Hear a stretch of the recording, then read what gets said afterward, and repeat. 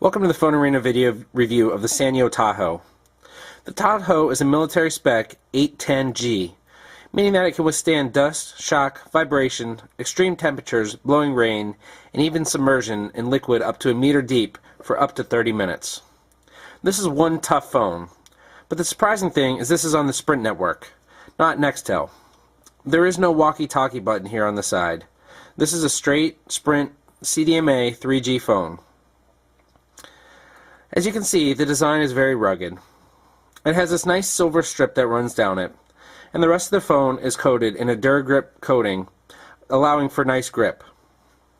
On the left side, we find the micro USB port, volume rocker, and the speaker button. On the right is a covered 2.5mm headset port. On the back of the phone is the camera with LED flash. Though it does have a flash, the flash was really ineffective. We also see a locking mechanism for the back door. This is because the phone is waterproof, as we said.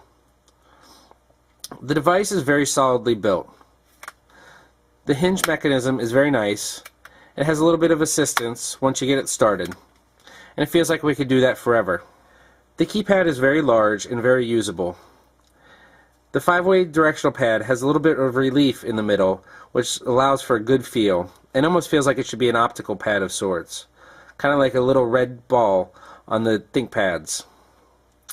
The keypad has a pretty general layout. There's no surprises here, but there's good travel and play on them, and it feels solid.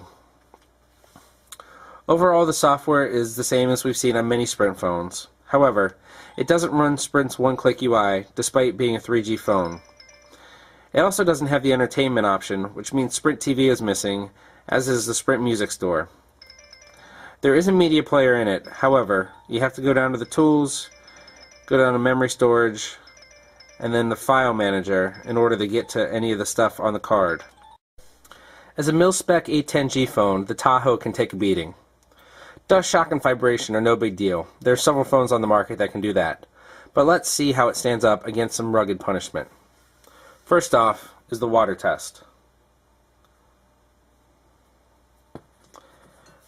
We have to say, we very much like doing this test. It's kind of satisfying to drop a phone in a bowl of water and then see how it performs. We're going to go ahead and call it here from another phone so you can see that it's still working just fine.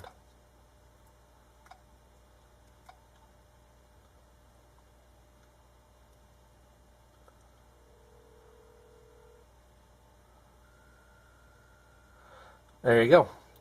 If we were underwater, we could even answer the phone. However, I don't think our voice would sound too great on that.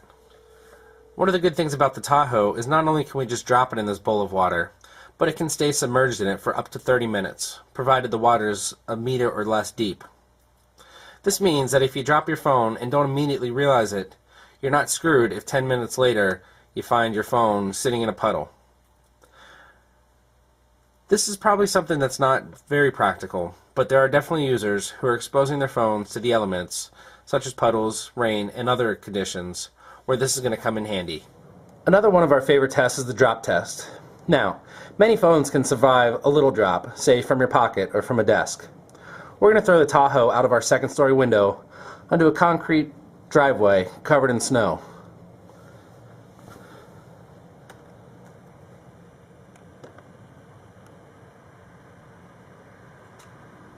It's a little bit wet, and obviously a bit snowy, but the phone's still working.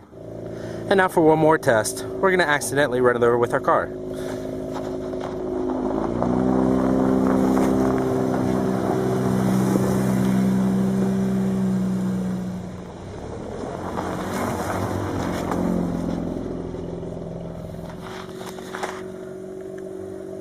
Let's check it out.